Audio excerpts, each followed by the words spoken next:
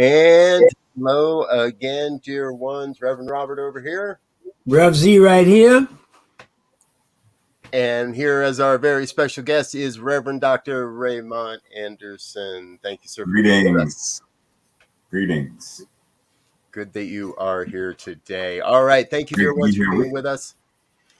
If you're catching this live on the New Thought Media Network, thank you so much. Please hit that share button, that like button, subscribe button, whatever button they give you. Just go ahead and click it, and that way you'll know more about when we do this. We do it every Tuesday afternoon at 2 p.m., but of course, the archives are here.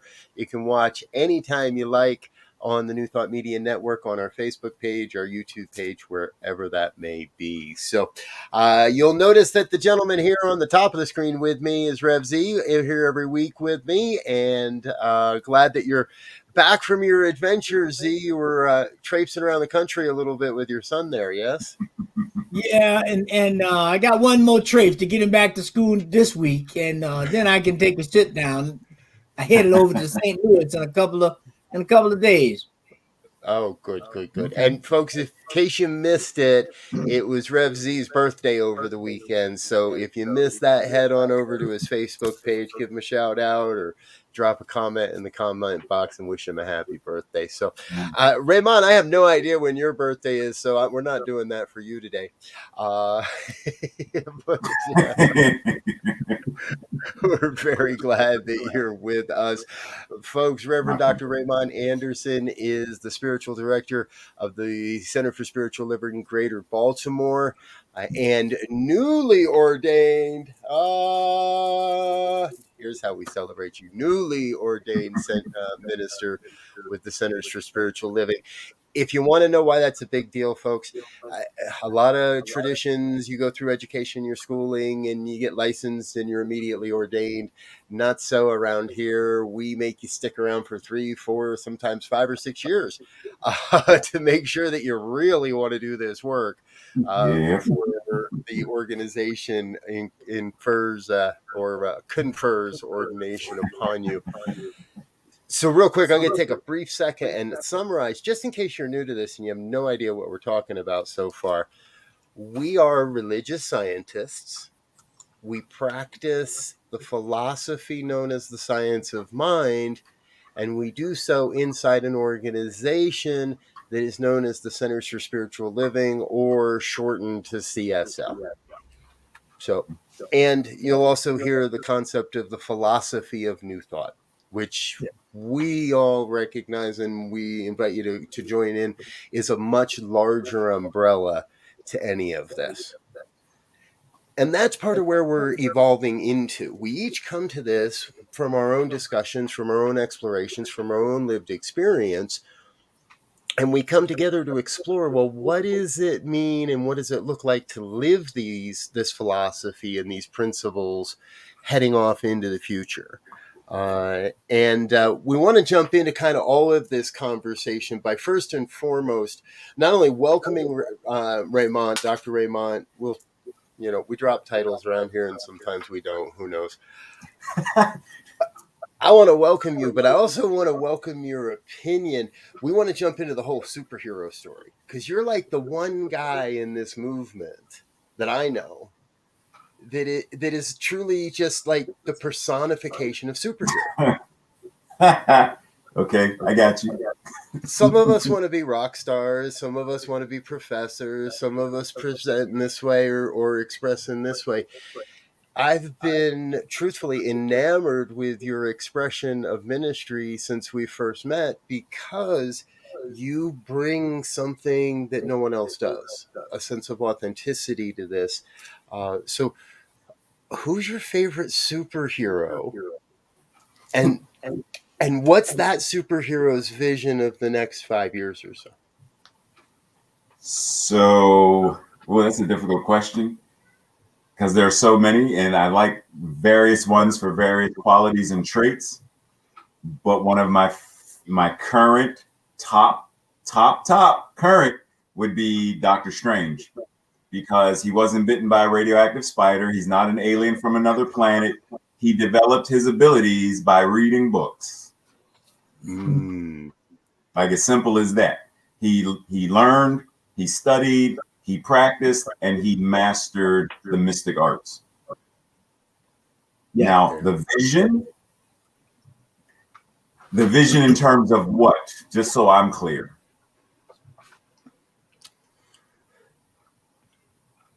The life, the universe, and everything. Okay, so the vision, You the 5-year got vision. free reign right there, so just grab hold. Right. Woo! Okay, the 5-year only vision for the ancient one, the sorcerer supreme, the master of the mystic arts, 5-year plan, 5-year vision would be understanding and recognizing that all of the chaos, all of the destruction, all of the issues that the Thanos consciousness snapped out of existence and then had to be brought back, that there is a way to balance, there is a way to have harmony, there is a way to cause serenity through all levels of the multiverse, where people are working together for the common expression of life. Like, it's not about lack and scarcity, which is why Thanos snapped. It's about, there are plenty of resources. Let's connect to one another, collaborate with one another, communicate with one another, and use our resources wisely, and we'll recognize that there is more than enough. Amen. See, this is what I love. Right? Folks, if you've been following this program, the languaging you're hearing is just a little different than how I say it, how Z says it, how each one of us brings this unique experience and expression to articulating a vision. Right. Z, I don't know if I've ever asked you that question. Who's your favorite superhero? Oh, no, you haven't. And as Raymont has stated, that you put me on the spot, man. There's too many doggone superheroes. But Right. I'm going to go with Black Panther, just because my foundational spiritual underpinnings, if you will, is the Kabbalion. That speaks to all of the things that really, I think, encompass every superhero, which is mentalism and correspondence and vibration and polarity and rhythm and gender or opposites, if you will. And the magic is, how do you begin to go down the idea of having a thought, finding a correspondent thought that will automatically create vibration, because two opposites will automatically create vibration.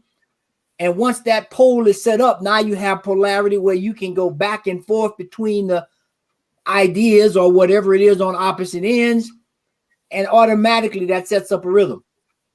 Yeah. And then once you can get in the flow of that rhythm, there's going to be cause and effects that happen as a result of that, which is going to manifest something. If we get to the gender part of reconciling all these opposites and making something happen. And that's kind of like what Black Panther did with his science, and the whole thing they did in Wakanda is to understand the elements of the universe, how they work, and now let's put them to use. Amen. So, amen. That's it. But now, of course, it wouldn't be fair for us not to ask you that, and put you on the spot too. Yeah. to illumine us with that idea. That's true.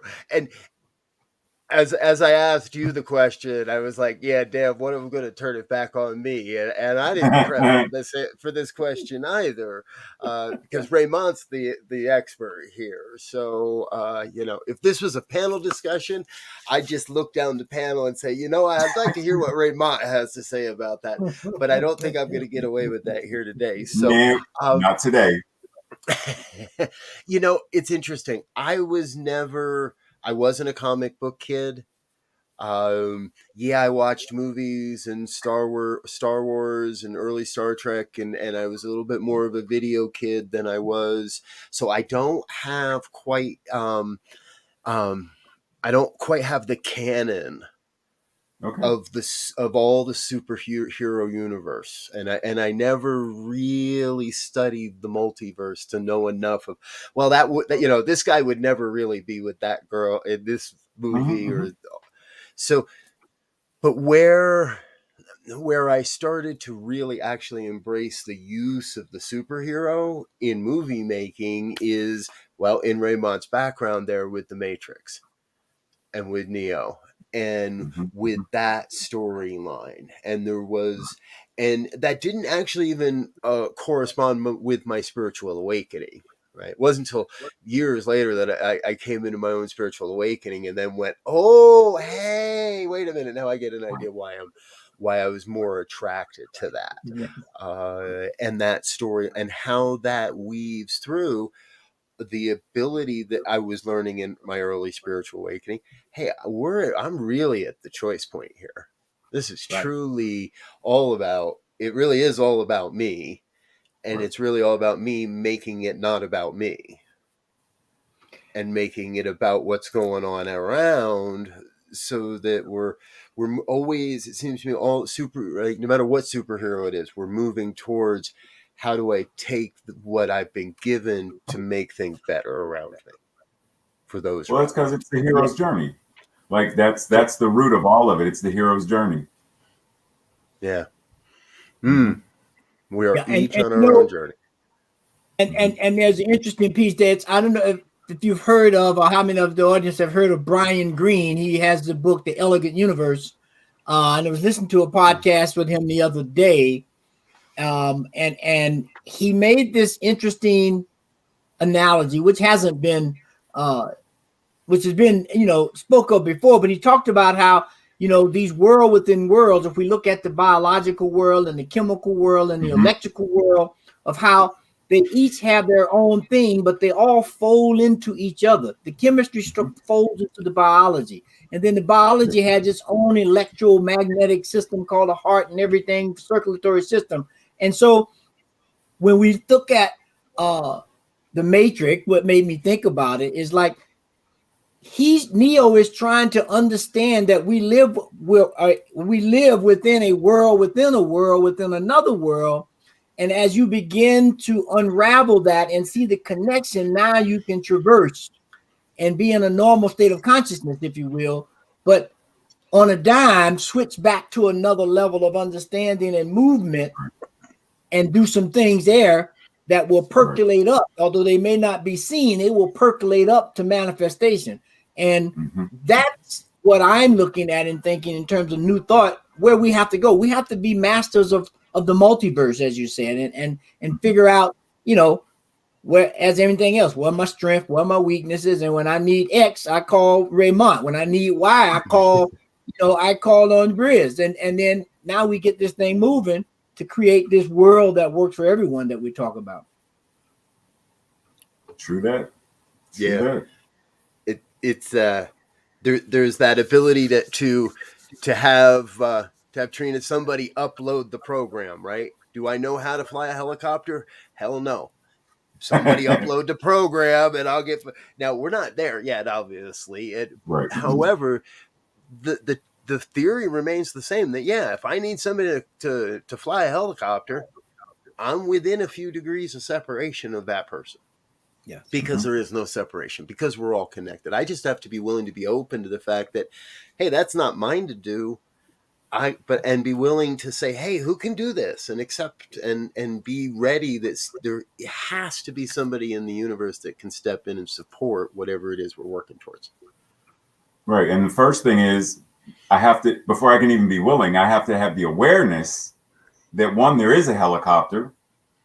Two, that there is that separation per se between me and three other people who have the resources. Like, I have to know me well enough to know how to create a suit of iron. I have to know me well enough to pull vibranium out of the ground. I have to know me well enough to know that I'm the only one who's worthy to lift this hammer. Like whatever that is, I have to know me well enough to then step into, because what we see in terms of the canon of Marvel, when the heroes stop knowing themselves well enough, distrust entered in, and then the Civil War happened between Iron Man and his group and Captain America and his group, because their level of self-awareness started to wane, which then caused drama and distrust and confusion. Yes. So it's like, I have to know me, know thyself. Going back to what did the Oracle tell Neo? Temet noske, know thyself, Neo. Yeah. Like that's extremely important. Yeah. Mm-hmm. And you just reminded me, Raymond, this I'll call this guy a superhero, although he's not labeled as such. There was a series, and I would encourage everybody, if they haven't seen it or haven't seen it for a while, to go back. I caught it the other day, and now I'm back into it. There was a TV program called The Pretender. It aired between like 96 and 2000. And it was this guy, he was able to take on any persona and step in and be a pilot. That's what made me think about it. Be a doctor, be whatever it was. He was in touch enough with himself and the universe, if you will, to download whatever he needed to do to resolve a situation that was unhumane, if you will. Right. And there's the famous line that they have. The guy says, "Are you a doctor?" He says, "I am today." And that's what we have to be. We have to be able to traverse like that so we can make a difference in this world. Right. Yes. Yeah, we have to be willing to take on the role and the authority that comes with that role. Like if I am today, okay, then what all comes with that? The ability to help and serve and heal. Well, I am a minister. I am today. Then what comes in, what's with that? I am a leader. Okay, then lead. Like whatever that means, take your power. Because not all of the quote unquote superheroes, not everybody in the Matrix was Neo, right? Trinity had her own thing. Morpheus has his own thing. Like everybody has their own gifts and talents. Same thing within the Marvel, the Justice League, DC, like it's that same thing. Not everybody needs to run as fast as the Flash. Not everybody needs to be able to fly. But when you know who you are and you know what you're here to do and you do it well, didn't Reverend Dr. Martin Luther King Jr. said, look, if you're going to sweep streets, sweep them with the genius that Michelangelo painted. Do what is yours to do with mastery and love and passion, and the world changes. Yeah. Right. Yeah. And that's so real, because it speaks to that whole idea of universal consciousness, or as Jung would put it, these archetypes that are permeating the universe, that when you resonate with that energy, you can download and become that thing. And there's no competition between thing A and thing B, because we know both A and B have to exist if this thing is going to happen. And so I do my thing, and then who's to say? I may not tomorrow. I may be a pretender. We may switch roles. I may be A tomorrow, and you may be B. And so when we have this understanding of what universal consciousness means, and that if we put ourselves in the right position and in the right energetic framework, there's the magnetic force of attraction, if you will, that will automatically download whatever it is you need. And you don't have to know everything, but you have to really be clear about what it is you're projecting, who you are pretending to be, if you will, or as this other modality called voice dialogue, saying that we're all made up of composite of good boy, bad boy, rich, all these different personas within us. And we need to know how to channel the one we need at the moment. Because sometimes I may need to be a bad boy if somebody's trying to rip me off. Right. True. I have a saying I like to use a lot, and that is that everything necessary for the complete and total fulfillment of my mission on this planet comes to me exactly as necessary. Not ahead of time, not a day late and a dollar short, but what's going to be. And I might have my idea of what's necessary in this time, but that may not be true. Right. And what I love about this conversation, what we're talking about here, right, is this truly is the place where everybody has to stand up and be a part of the game. Nobody gets in all of these stories, in all of these universes, and all these different in this multiverse, there is no wasted character. There is no sideline character that does nothing but sit in the background with their hands behind their back. That's 1930s cartoons. We don't do that shit anymore. Right? Everybody is absolutely vital to the evolution of the experience. So no matter what the gift is, no matter what the talent is, no matter what the skill is, each of us is being called into this in some amazing way. Right. Yep. Pretty cool. Folks, if you're just joining us, it's 20 minutes past the hour. We're about a third of the way in, which is great, which means we still got a long way to go in this conversation today with Reverend Dr. Raymont Anderson. He's the senior minister of the Center for Spiritual Living, Greater Baltimore, in Baltimore, Maryland. We'll put the URL there is on your screen, real easy to find. I also have learned that if you go anywhere on the internet, just type in Reverend Dr. Raymont and Anderson, and he will, oh yeah, you know this, he will show up. You go to Facebook, Reverend Dr. Raymont Anderson. You go to Instagram, he's there. Are you on TikTok now?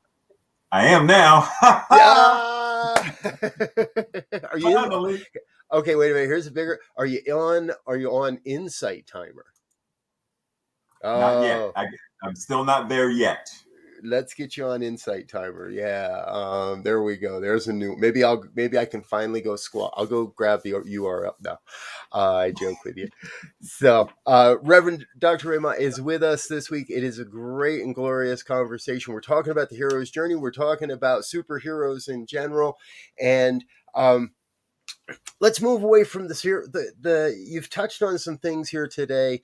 I would love to hear what you feel are the necessary steps for individuals and or organizations to move forward, to take this new thought philosophy. And folks that follow this show, we're really about looking for practical applications. What do you see as the vision moving forward over the next 5, 10, 15, 20 years with this philosophy of new thought?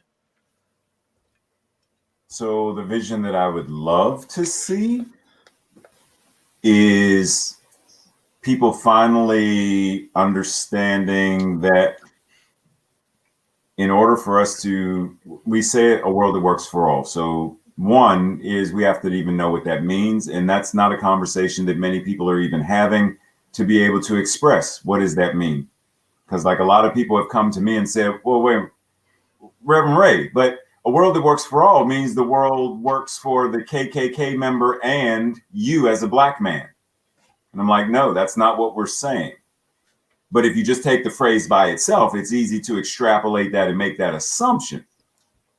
So the vision 5 years hence would be that people are willing and able to have challenging, difficult, conflicting conversations without making it about themselves and their feelings being hurt, without it becoming all about being people pleasers, etc., because that is a huge thing within New Thought, which is one reason why a lot of us have gravitated toward this. People who grew up codependent, grew up as people pleasers, grew up with covert narcissism, and grew up with addiction, and grew up with like this aligns with us because it affirms no matter what, you're good. Yes, but there's work to be done. So 5-year vision would be we do the work. We have done the conversations. We've done the deep introspective work. We've like reconciled what it means to be other people. Why do we set up this thing where we are othering people for whatever, whether it's politics, whether it's religion, whether it's race, ethnicity, whether it's sexual or like whatever it is, we still have a tendency to do that right now. 5-year vision is we've worked through that to come out the other side, recognizing what community actually means, communication, collaboration, cooperation, so that we actually live, not just have a vision, but we live the vision. Like I keep telling people, faith isn't something you have. Faith has you, because spirit has no reason to have faith. Spirit knows. The grass knows. Like the grass doesn't say, so I wonder if. The grass follows what nature does, and nature does what it does. Nature knows lightning strikes. Nature knows the whale and the dolphin and the ocean. It knows. That's spirit. It knows. We express this thing about faith because we question. So we created this idea of, well, do I trust or do I not trust? Well, in terms of theology, let's call trust faith.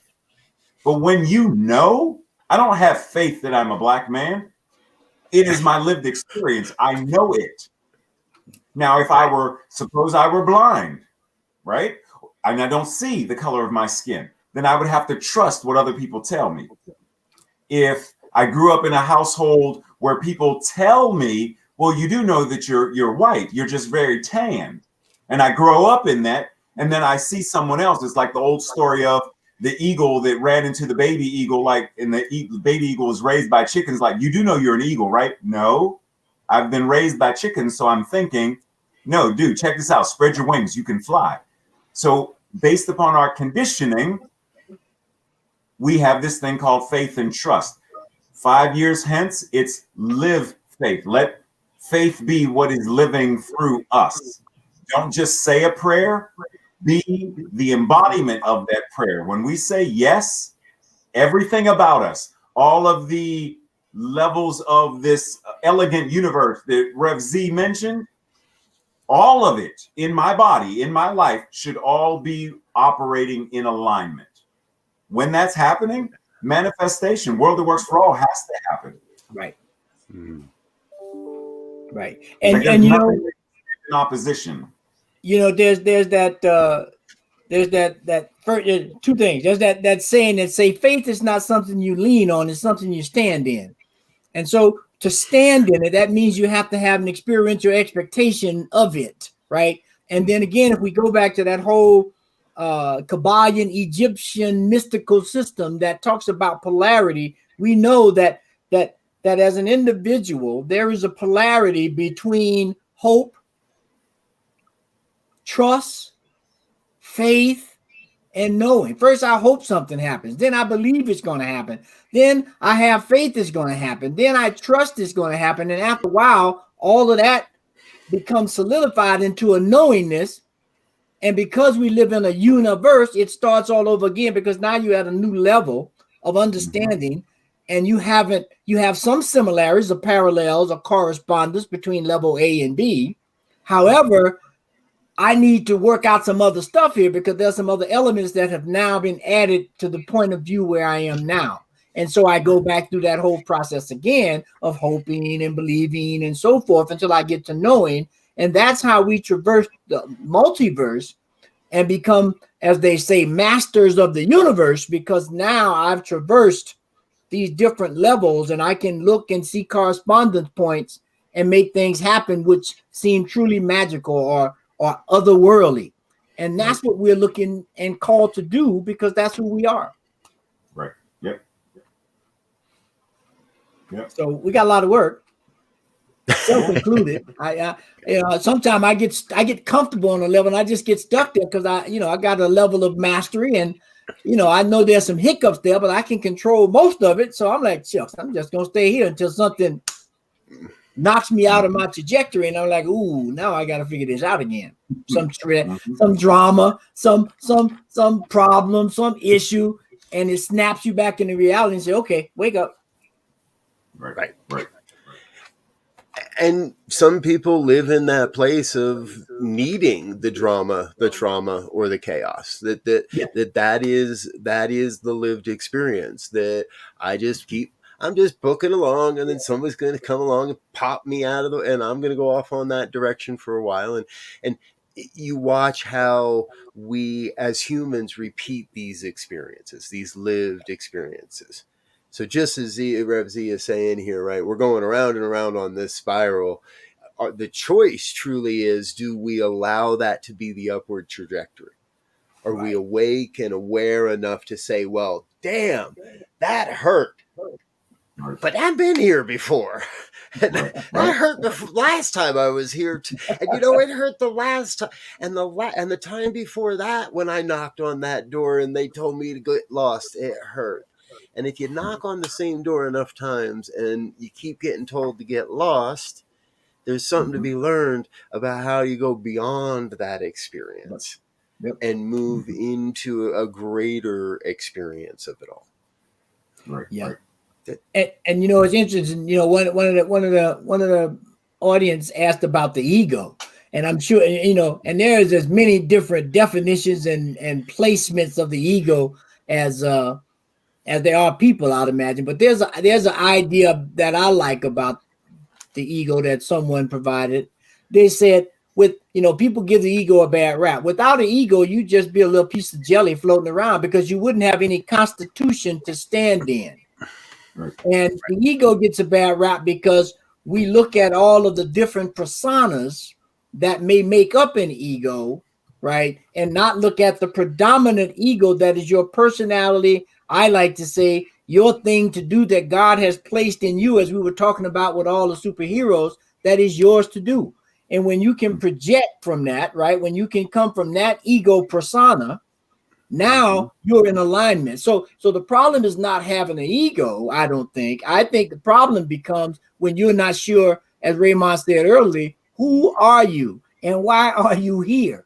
Once you find that out, then you can stand clearly in your predominant personality, allow all these other personas to come in and take the stage, just like, we're all on the stage. So if you're doing a one-man show, you're playing different characters. But at the end of the performance, the real actor, director, producer, or whatever it is, stands up and takes the bow, right? And that's my thing about the ego and how we have to navigate that terrain, if you will. Right. But the funny thing is, and this is my observation, that one of the reasons why it's so easy for people to vilify the ego, because once again, it makes an other that is the enemy, and they don't have to do the work. It's like, once I destroy or get rid of the ego, then I'll be enlightened and my life will be good. But like you just said, getting rid of the ego is actually self-destructive. So you're on a self-destructive path that you may not even realize that you're on, which keeps you stuck in the downward spiral of, but you think you're spiraling up. It's wow. So yeah, we are on this huge, yeah, but I'm with you on that. The ego, if we're going to acknowledge and we're going to say the spirit is all there is, right? Like we quote Voltaire often, God is a circle whose circumference is nowhere, whose center is everywhere. There's not a spot where God is not, yada, yada, yada. Then the ego is a divine creation that serves a purpose. Our task is identify the purpose and use the tool effectively. Yes. It's there for a reason. Use it. Right. People, if you don't have that certain amount of healthy, balanced, appropriate, ego-based energy in a sales pitch, you're not getting that deal. If you're asking people to donate to something and you don't fully have just enough, right? It's not, and that's the fun part, folks. That's the interesting part. That's where we get to prove where the rubber meets the road, that we believe in these principles. because we could spend the next hour, right, guys, looking at examples of the ego run amok, of that aspect of who we are run amok. And we could equally spend just as much time looking at examples of where someone has eliminated, just totally moved, and nothing's getting done.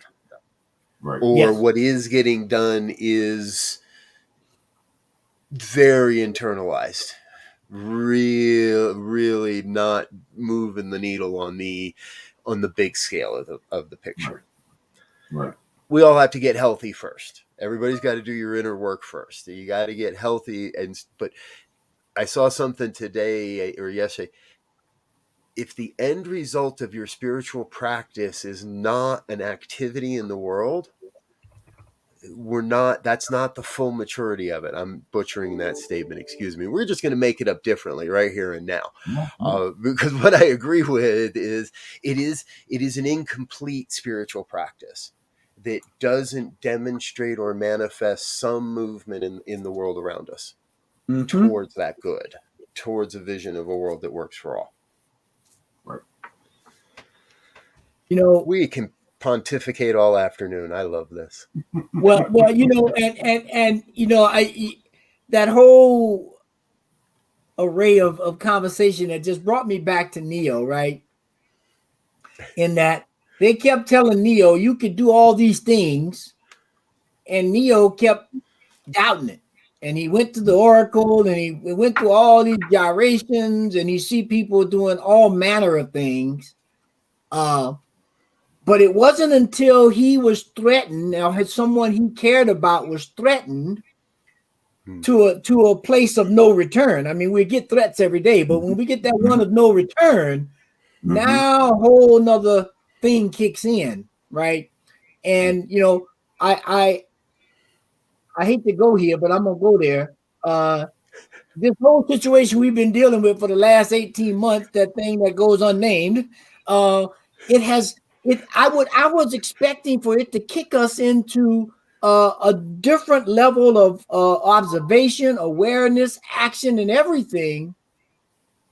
But for some reason, as Raymont, some of those who had this ego thing not figured out, it created more separation, right? And so, God forbid we have to get another tragedy, another thing that wakes us up worse than this, so that we all begin to figure out who we are, what we are, and why we're here, because that would be a real tragedy. Especially since, and this is the cynic in me, especially since I don't even know if that would work. Because we could be real. Like, let's be real. How many school shootings does there have to be before someone recognizes that there's an issue that we need to solve? Like, you figure one school shooting is enough, that there should never be. One mass shooting is enough, there should never be. One pandemic is enough, there should never be. One is enough. And yet, there's still amnesia, selective amnesia. It's done, it's gone, it's the enemy, it's Voldemort. It's like, okay, let's move on until it circles. Wait a minute. I knocked on this door before. I didn't like how it felt the first time. The 100th time, why am I knocking on this door again? Why am I doing this relationship again? Why am I doing this to myself again? Yeah. Like, therein lies the thing. Because we treat other people ultimately how somewhere within us we are treating ourselves. What is the old African proverb? When there is no enemy within, then the enemy outside of you can do you no harm. Far too many of us have an internal enemy that is causing us to vilify the ego, vilify the church, vilify something or someone else, instead of doing the deep introspective work, so that we can then live externally and change the world. Yeah. Ergo, the saying of Jesus, he who without sin cast the first stone. We all have our, I love the way Bill Withers said in one of his songs, he said, we all have our own confusion. And so we need to be working on that as opposed to trying to point out all these things to everybody else. Because if we can resolve the confusion within, our eyes would open and we'll see the connections between A and B and C and D and understand how set theory works. Oh, if I put these together, there's some intersection and there's some outer parts, but it all works. And that's what we're trying to do. Yep. If we're all driving down the highway and we stay in our own lanes, smooth driving. But the moment I start crossing into somebody else's lane, now we're running into accidents and trauma and drama. Stay in your lane, do what you need to do within your own vehicle. Yeah, but dude, as soon as you use that analogy, you run into the George Carlin complex. You're familiar with the George Carlin complex, yes? No, I should be because I know George Carlin, but everybody on the highway. Everybody on the highway going slower than me is an idiot. Everybody on the highway going faster than me is a flipping asshole. Right? So, because that, to me, that's part of what I see out there. Like, you put anybody in North America, anybody outside of North America, I can't say this. Anybody inside North America, you put them inside a car, and that entire flipping highway is mine. Right, but that's the thing. They're not staying in. They're making it external. Right, like they're judging other people based upon how they think they should be driving. Right. They're saying I'm riding slow because I'm not running late. I planned. I know. I expected traffic. I've anticipated. I've been late before. Didn't want to do it again. So I made sure this time when I came back around the spiral and I knocked on the door, it was exactly or very close to what I wanted, and I prepared for it. Right. So 55 works for me. Right. I can drive the speed limit. We've had this conversation before. Both of you are biased because you're black men. You have to drive slow. I think we've gone over this. The speed limit's not slow, though. That's the thing. Well, to a white guy, it is. Is the speed limit. Yeah, not to a white guy, it isn't. That's the daily minimum. Sorry, I'm taking us off track, folks.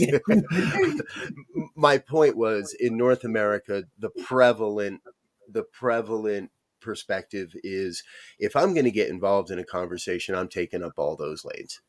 I am going to, and we see that people don't leave room to say, hey, wait a minute, it is okay for them to be going slower and for that person to be on time. It is okay it is okay for people to have viewpoints other than my own. And we were talking about this in an earlier conversation when it comes to parenting. I think it applies here too.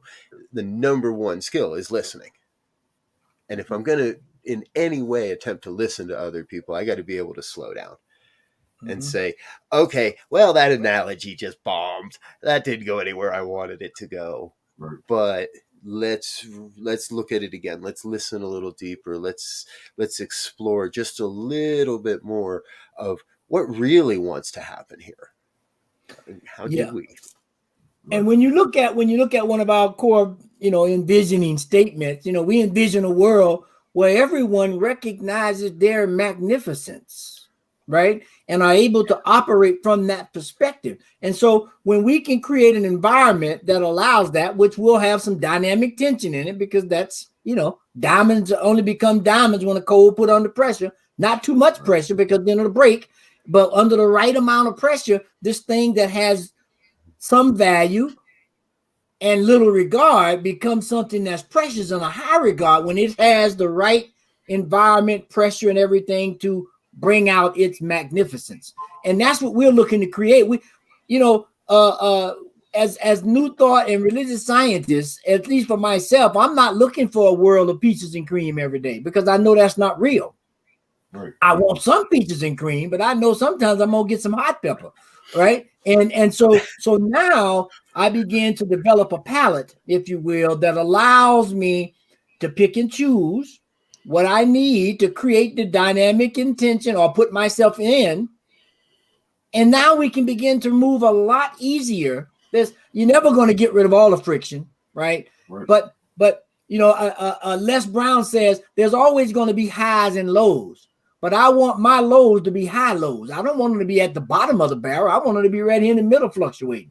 And that's what we're looking to do, because that's when we get true movement and we get true understanding and respect. Because at that point, I know it's not all about me. It's about all of us.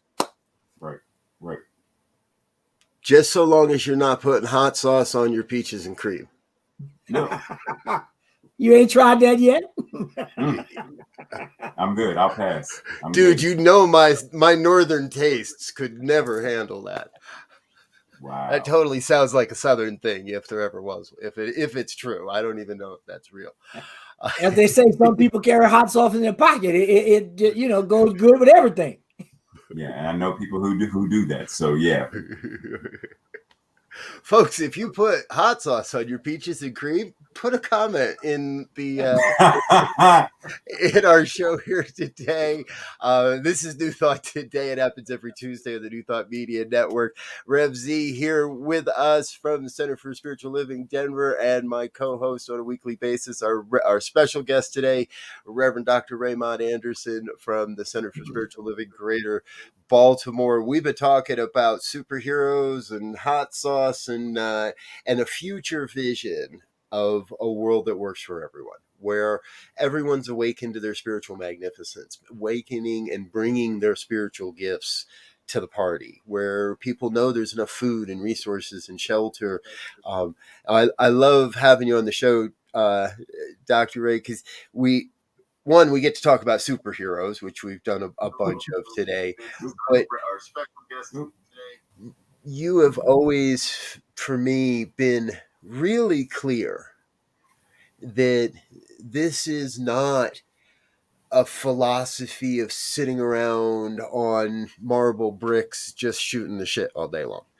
That all of this is about getting it into the world, utilizing this philosophy to support change, shift perspective, consciousness, to really be the hands and the heart of God in as we're doing this. And I want to, number one, applaud you for that. And again, I want to probe you, right? What's the call? What can people be doing? Where do we get started? Where do we dive in if we feel we've, if I've already got the bachelor's degree, how do I get the master's degree? If I haven't even started in this conversation of how do I get more involved, share with us a bit, if you would. So it sort of goes back. There's a passage in the Bible that refers to people and vision, where the people have no vision, they perish. And the average person, like, we think vision and we think corporations, companies, etc. Organizations have vision. But we each, because we are those heroes on the hero's journey, we are both Luke Skywalker and Darth Vader and Yoda and Leia and Han and Chewie. Like, we are all of them. I love the example that Rev Z gave, because having a theater background, there's this idea that I get a script, I practice, I get the role, I become familiar with the character, I develop mastery of the character, the play runs for X amount of weeks, and then I surrender the character to take on a new one.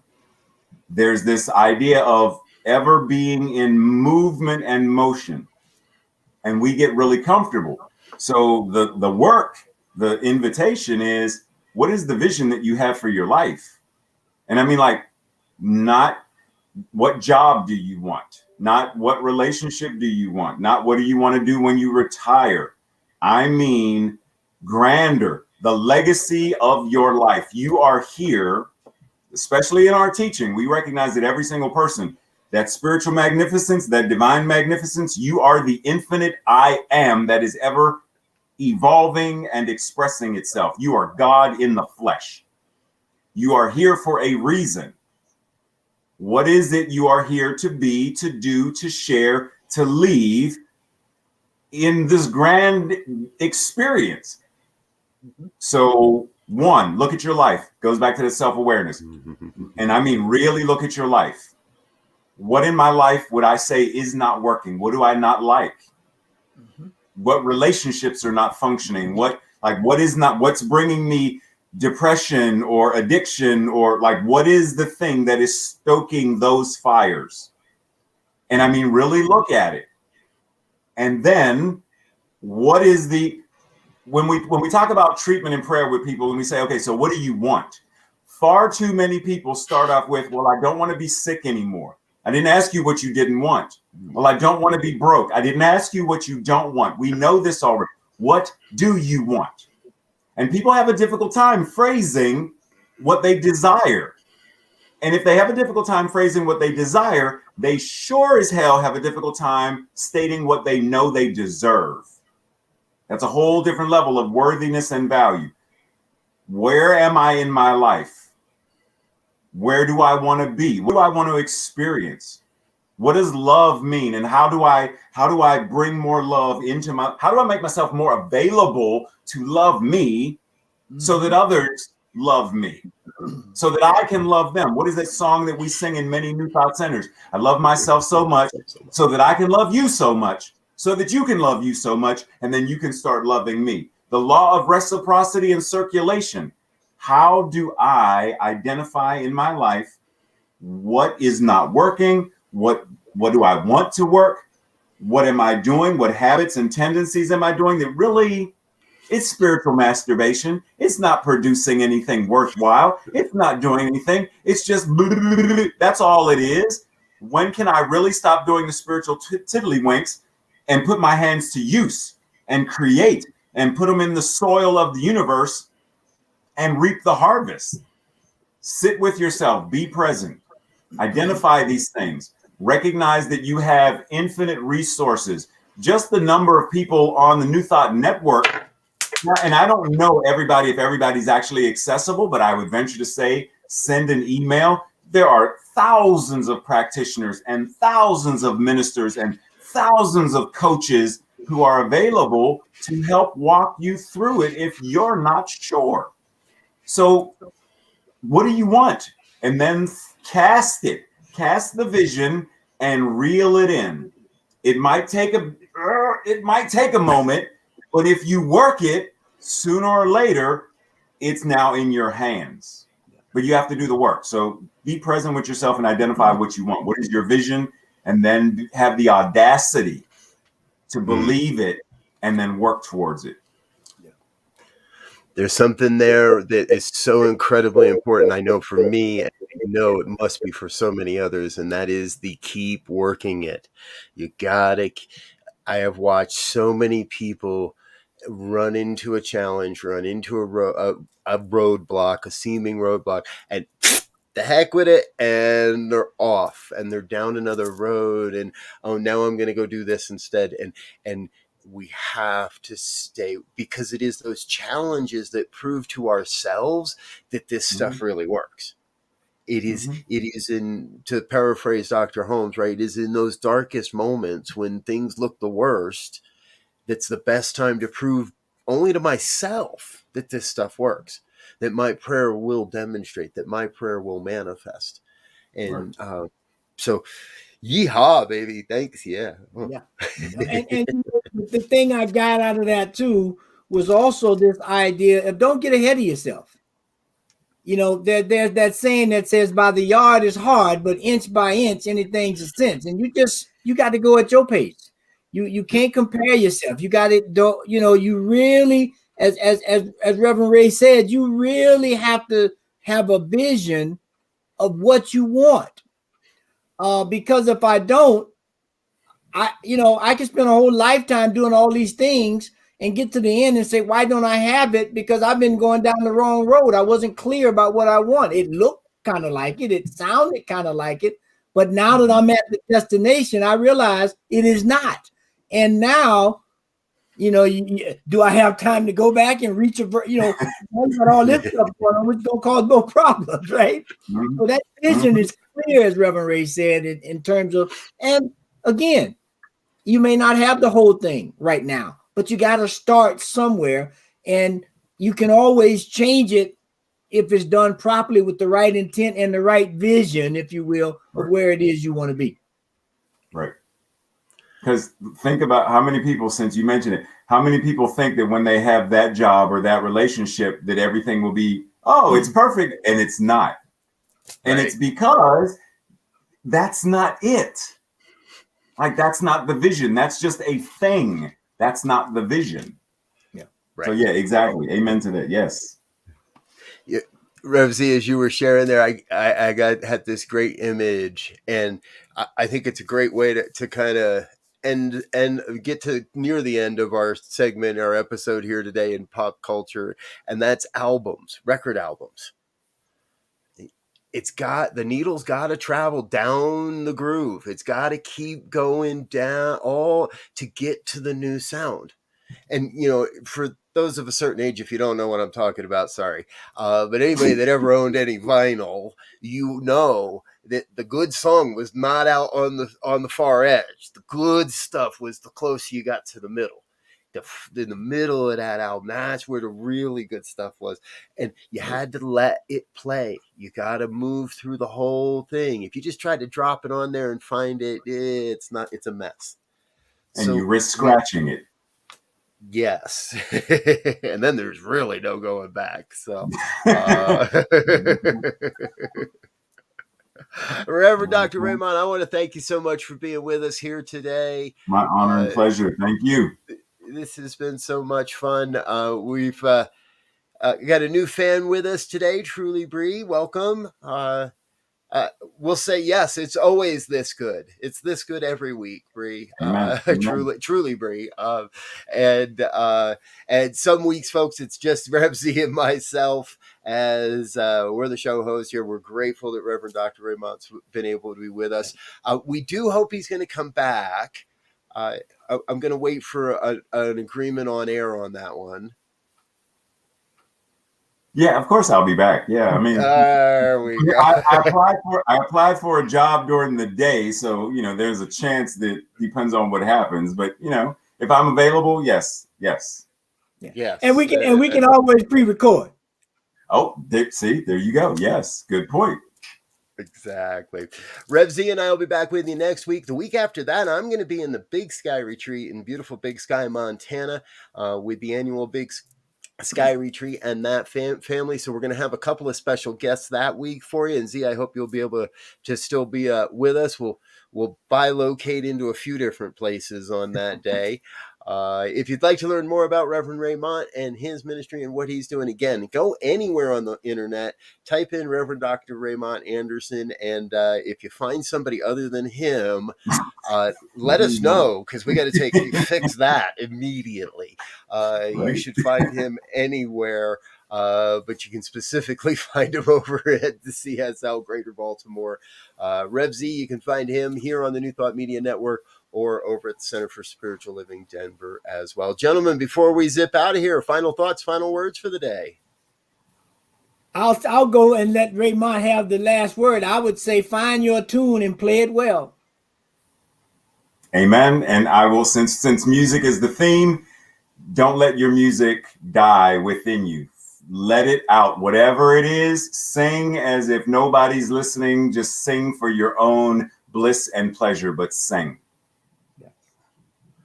And we didn't plan this, so I'm just going to say peace and tune into New Thought Radio.